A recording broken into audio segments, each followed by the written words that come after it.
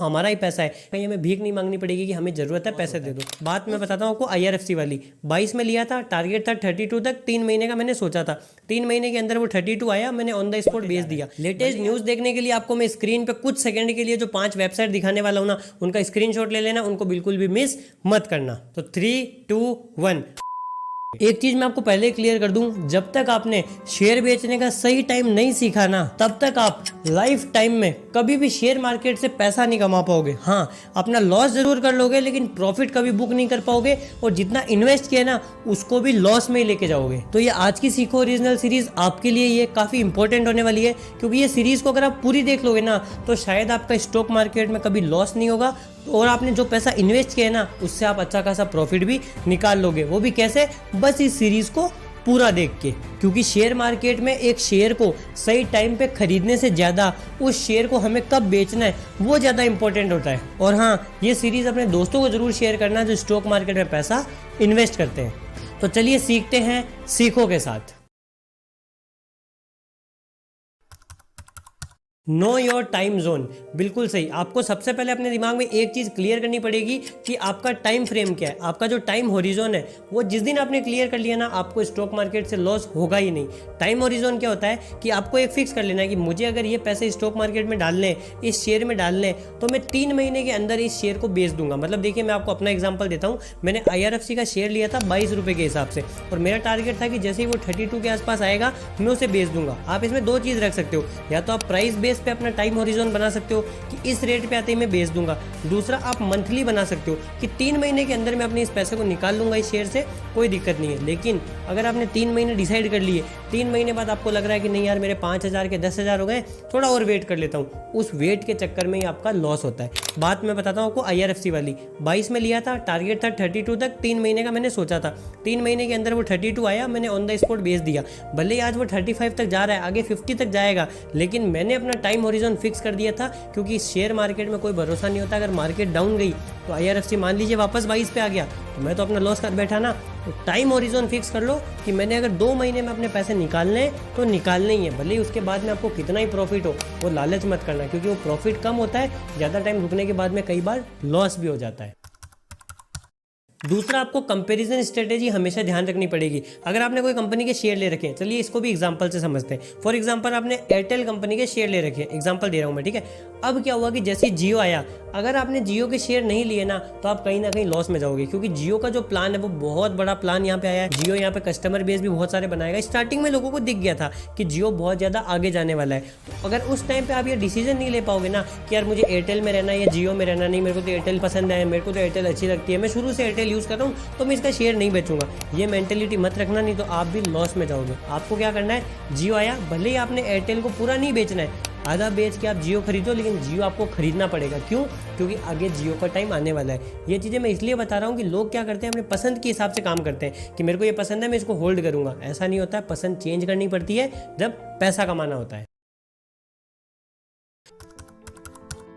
अब आती है हाफ शेयर टेक्निक। ये वाली टेक्निक बड़े बड़े जो इन्वेस्टर होते हैं, जो 10 लाख 5 लाख लगाते हैं, वो भी यूज़ करते हैं। जो 1000-2000 इन्वेस्ट करते हैं ना, वो भी इस टेक्निक का यूज़ करते हैं, लेकिन लोग आपको बताते नहीं है। अगर आपको बता देंगे तो उनके में और आप में क्या डिफरेंस रहेगा, लेकिन इस सीरीज़ में आपको सब कुछ क्लियर हो जाएगा। यहाँ पे आपको क्या करना है, जितने भी आपकी शेयर होल्डिंग है ना, उसको आपको 50% पे सेल कर देना है। मतलब जैसे आपके पास अगर 10 शेयर है तो 5 शेयर आपको बेच देने, 100 शेयर है तो 50 शेयर आपको बेच देने। लेकिन पूरी बात कंप्लीट सुनिए। यहाँ पे आती है 3 बातें। पहला, आपको 50% कब बेचना है, जब आपको पैसे की जरूरत हो। दूसरा, आपको तब बेचना है जब आपको ऑप्शन अलग दिख रहा है, जैसे मैंने एयरटेल जियो वाला एग्जांपल दिया था पहले, तो वैसा अगर आपको कोई ऑप्शन दिख रहा है तब आपको 50% सेल करना है। और तीसरी बात आपको क्या ध्यान रखनी है, आपने मान लीजिए कोई शेयर में 1000 रुपए लगाए थे, अब आपके वो 1000 रुपए 2000 रुपए हो चुके हैं, मतलब आपका पैसा डबल हो चुका है। आपको क्या करना है, वहीं पे 50% सेल कर देना है। अब क्या होगा कि आपने 1000 रुपए लगाए थे, वो 2000 हो गए, आपने 50% मतलब 1000 रुपए निकाल लिए।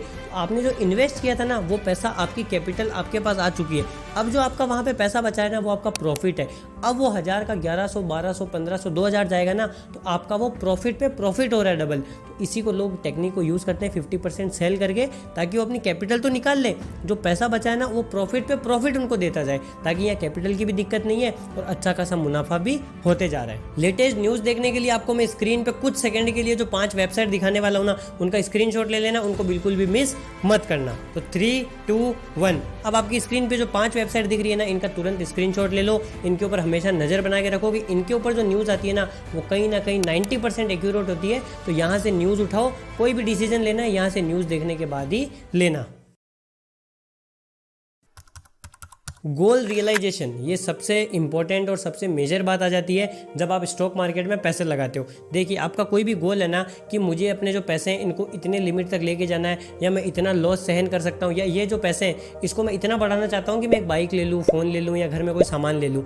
तो आपका वो गोल रियलाइजेशन जिस दिन कंप्लीट हो जाता है ना, उस दिन आपको वो चीज़ शेयर को बेच देना है। वो परफेक्ट टाइम होता है। इसका मैं एग्जाम्पल लेता हूँ। मान लीजिए मैंने 20,000 रुपये इन्वेस्ट किए थे कोई शेयर में, और मेरा टारगेट था कि मुझे 25,000 तक लेके जाना है मुझे, क्योंकि 25,000 में एक OnePlus का फ़ोन चाहिए। तो अगर वो 20,000 से 25,000 होने में अगर 1 महीना लगता है तो मुझे 1 महीना वेट करना है। और अगर वो चीज़ अगर 1 हफ्ते में ही हो जाती है, कई बार ऐसा होता है आज पैसे लगाए, कल ही वो अचानक कोई ऐसी न्यूज़ आती है वो हाइप ले लेता है, तो अगर अगले दिन ही आपके वो 20,000 के 25,000 हो जाते हैं ना, तो आपको वहीं पे शेयर को बेच देना है। लोग गलती क्या करते हैं, आज इन्वेस्ट किया, कल अगर 25,000 हो भी गए, वो 20 के 25, तो वो उसको शेयर को बेचते नहीं है। क्यों? वेट करते हैं, यार 25 हो गए, 26 हो जाएगा, 28 हो जाएगा, 30 हो जाएगा, वेट कर लेता हूँ। ये चीज़ मैं आपको बताऊँ, मैंने क्रिप्टो करेंसी में बहुत लॉस किया अपना इसी लालच की वजह से कि यार आज रात को थोड़ा और रुक जाता हूँ, थोड़ा और रुक जाता हूँ। आज मैं उसमें बहुत ज़्यादा लॉस में हूँ। वो लॉस आपको ना हो, इसीलिए जब आपका गोल रियलाइजेशन कंप्लीट हो जाए ना कि हाँ भाई मुझे इसमें तसल्ली है, मुझे और ऊपर चाहिए, 10 लाख ही क्यों ना हो जाए, मेरा जो टारगेट था उसको मैं कवर कर लिया हूँ, मैं इससे बाहर होना चाहता हूँ। क्योंकि अगर मेरे दोस्त वहाँ पे अगर पैसे नहीं निकाले ना, तो वो 25,000 तो आपके हो गए थे, वो 15, 10, 5,000 रुपये भी हो सकते हैं। इसीलिए टाइम पे एग्जिट लेना बहुत ज़रूरी है। अब मान लीजिए मैं इसका भी एग्जांपल ले लेता हूँ कि आपको आइडिया ही नहीं है कि यार कब शेयर ऊपर जा रहा है, कब शेयर नीचे जा रहा है, मुझे तो पता ही नहीं चलता कि मुझे इसको बेचना कब है। तो स्टॉप लॉस नाम की एक चीज़ होती है, वहाँ पे आप सेटिंग में जाके स्टॉप लॉस लगा दोगे ना। जैसे आपने कोई शेयर 100 रुपये पे लिया, आपका टारगेट है कि 150 तक जाएगा तो मैं बेच दूंगा, लेकिन आप देख नहीं पा रहे हो, फ़ोन यूज़ नहीं कर पा रहे हो, अपना स्टॉक मार्केट देख नहीं पा रहे हो, नेटवर्क नहीं है, कोई भी रीज़न है, तो आपका टारगेट है कि 100 से अगर वो 80 रुपये चल जाए तो भाई मेरा तो बिक जाना चाहिए, मैं इससे ज़्यादा लॉस सहन नहीं कर पाऊंगा। तो स्टॉप लॉस नाम की एक चीज़ होती है, अगर आप उसको सेट कर दोगे ना 80 रुपये पे, तो शेयर जैसे ही 80 रुपये पे आएगा ना, ऑटोमेटिक वहाँ पे आपका सेल हो जाएगा। तो स्टॉप लॉस को बड़े बड़े इन्वेस्टर भी यूज़ करते हैं, छोटे भी यूज़ करते हैं। तो नेक्स्ट टाइम जब भी आप शेयर मार्केट में जाओ ना, अगर आपको कोई शेयर बेचना आपको पता ना चले, तो स्टॉप लॉस ज़रूर से लगा देना। सेक्टर एनालाइजेशन, जब तक आपने सेक्टर को एनालाइज नहीं किया, आप 101% लॉस में ही रहोगे, चाहे आज ले लो चाहे फ्यूचर में ले लो। इसका मतलब क्या होता है कि मान लीजिए आपने कोई कंपनी में पैसा इन्वेस्ट करके रखा है और वो कंपनी बैकग्राउंड में ऐसा काम कर रही है कुछ प्लास्टिक से रिलेटेड, आपको भी पता है कि इन फ्यूचर में प्लास्टिक तो बंद ही होने वाला है, अभी भी कई जगह बैन है, तो आगे भी बंद होने वाला है। कुछ कंपनियां क्या होती है कि डायरेक्ट आपको दिखाती नहीं है कि वो प्लास्टिक का काम कर रही है, बैकएंड में वो प्लास्टिक का काम करती है। आपको कंपनी के बारे में सारी चीज़ ध्यान रखनी पड़ेगी, मतलब सेक्टर कि कंपनी अपना पैसा लगा कहाँ रही है, हम जो पैसा दे रहे हैं उसको शेयर खरीदने में, वो पैसा लगा कहाँ रही है, यह आपको ध्यान रखना है कि जिस चीज़ में अगर वो पैसा लगा रही है वो इन फ्यूचर जाके बंद होने वाली है ना, तो उससे आपको एग्जिट तुरंत ले लेना है। जैसे मान लीजिए आपने कोई कंपनी में पैसा लगाया, वो AI से रिलेटेड, टेक्नोलॉजी में, रोबोटिक्स में, ये सब में काम कर रही है, तो आपको पता ही है वो तो अच्छा खासा प्रॉफिट देगी। लेकिन कुछ ऐसी कंपनीज हैं जो मान लीजिए प्लास्टिक हो गया, जो इन फ्यूचर में कुछ चीज़ें बैन होने वाली है या उसको अपने इंडिया में सपोर्ट नहीं कर रहे हैं, तो आपको कोशिश यही करनी है कि उस कंपनी से ऑन द स्पॉट एग्जिट हो जाना है। इसके साथ में आपको मैं 2 सजेशन और दे देता हूँ कि मान लीजिए आपने शेयर मार्केट में एंट्री लेनी है, तो कभी भी एंट्री लोन लेके मत कीजिएगा। मान लीजिए आपने कहीं से लोन लिया या किसी से उधारी ली कि यार मुझे पैसा दे दे, मैं यहाँ इन्वेस्ट करके तेरा अच्छा खासा पैसा वापस रिटर्न कर दूंगा। तो आपने कहीं से मान लीजिए बैंक से लोन लिया, मान लीजिए 1 लाख रुपये का आपने इन्वेस्ट किया। अब आप सोचोगे कि 1 लाख का 2 लाख हो जाएगा, तो एक उसको दे दूंगा, एक मेरा प्रॉफिट हो जाएगा। इसका जस्ट उल्टा हो गया, मान लीजिए वो 1 लाख के आपके 50,000 हो गए। अब आपके पास यहाँ पे 2 लॉस आ गए, एक तो आपने जहाँ पैसे इन्वेस्ट किए थे वो भी आधे हो गए, आधा लॉस वहाँ हो गया। इधर आपसे बैंक आपको बोल रही है कि हमें लोन के पैसे दो, नहीं तो इंटरेस्ट लगेगा, तो आप दोनों साइड से यहाँ पे फंस जाओगे। तो कभी भी लोन लेके या किसी से उधारी लेके शेयर मार्केट में एंट्री मत करना, वरना एग्जिट होना तो दूर की बात है, आप कर्जे में डूब जाओगे। दूसरा सजेशन मेरा ये रहेगा कि जब भी आपको पैसे की जरूरत पड़ रही है तो आप अपने शेयर को वहाँ पे बेच दो। कभी भी ये मत सोचो कि यार मैंने इस शेयर को तो 50 रुपये में लिया था, ये 48 पे चल रहा है लेकिन मैं नहीं बेचूंगा। अगर आपको नीड है, अगर आपको सच में पैसे की ज़रूरत है, कोई इमरजेंसी आ गई है, कोई मेडिकल इशू आ गया या कहीं पे भी कोई भी आपको पैसे की ज़रूरत है, तो कहीं से लोन लेने से अच्छा, उधारी लेने से अच्छा है कि आप अपने शेयर को बेच दो, भले ही आप लॉस में बेचो। ऐसे मेरे कई केस मैंने देखे, दोस्तों के साथ भी हुआ है, फैमिली में हुआ है, कई बार हुआ है कि हमें शेयर को बेचना पड़ता है। देखिए वो हमारा ही पैसा है, चलिए वो अगर लॉस में चला गया तो भी एटलीस्ट ये तो है ना कि वो हमारा ही पैसा है, कहीं हमें भीख नहीं मांगनी पड़ेगी कि हमें ज़रूरत है पैसे दे दो। तो उस सिचुएशन में आपको क्या करना है, ये बिल्कुल भी नहीं सोचना है कि मेरे को लॉस हो रहा है, आपको वो पैसा निकालना है, कैसे भी करके अपने शेयर को बेच दो। बस हाँ, ये सोचना कि छोटी मोटी दिक्कत में अपने शेयर को मत बेचना। जब आपको लगे कि सिचुएशन सर के ऊपर से जा रही है उस टाइम आप बेच सकते हो। बाकी कोशिश यही करना कि आप प्रॉफिट में आके ही उसको सेल करो। अब देखिए बात कर लेते हैं थोड़ी बोनस टिप के बारे में। अब देखिए यहाँ पे बहुत सारे लोग ऐसे होते हैं जो शेयर मार्केट में पैसा नहीं लगाना चाहते, या उनको शेयर मार्केट में इंटरेस्ट नहीं होता, या फिर उनको इतना ज़्यादा लॉस हो चुका है शेयर मार्केट में कि उन्हें अब मतलब ही नहीं है कि यार हमें तो पता है कि हमारा शेयर मार्केट में लॉस ही होगा, तो वो इस चीज़ से दूर रहना चाहते हैं। तो उन जैसे लोगों के लिए भी मैं यहाँ पे अल्टरनेटिव लेके आया हूँ कि आप अपने पैसे को कहाँ पे लगा सकते हो। देखिए वो लोग अपना पैसा बॉन्ड में लगा सकते हैं, वो लोग अपने पैसे को FD में इन्वेस्ट कर सकते हैं, वो लोग गोल्ड ले सकते हैं। गोल्ड भी यहाँ पे 2 तरीके का है, आप फिजिकल गोल्ड भी ले सकते हो, आप ऑनलाइन गोल्ड भी ले सकते हो। आप रियल एस्टेट में पैसा डाल सकते हो, वहाँ पे आप कोई जमीन ले सकते हो, कोई बिल्डिंग ले सकते हो, कोई अपार्टमेंट ले सकते हो, कोई फ्लैट ले सकते हो, अगर उस लेवल का पैसा है तो। बाकी FD हो गया, ये सब भी अच्छे ऑप्शंस होते हैं। बाकी सिक्योरिटीज बॉन्ड में, गवर्नमेंट बॉन्ड में, ये सब भी अच्छी चीजें होती है, आप यहाँ पे भी पैसा डाल सकते हो। इसके अलावा एक और ऑप्शन आपके पास, वो है म्यूचुअल फंड्स। काफी अच्छा है, इसमें आप SIP वगैरह कर सकते हो, आपके मंथली फिक्स हो जाएगा, हर महीने आपके वहां से पैसे कटते जाएंगे और हर महीने आपके वहां पे पैसे इन्वेस्ट होते रहेंगे। क्योंकि एक तरीके से देखें तो म्यूचुअल फंड भी स्टॉक मार्केट का ही पार्ट है,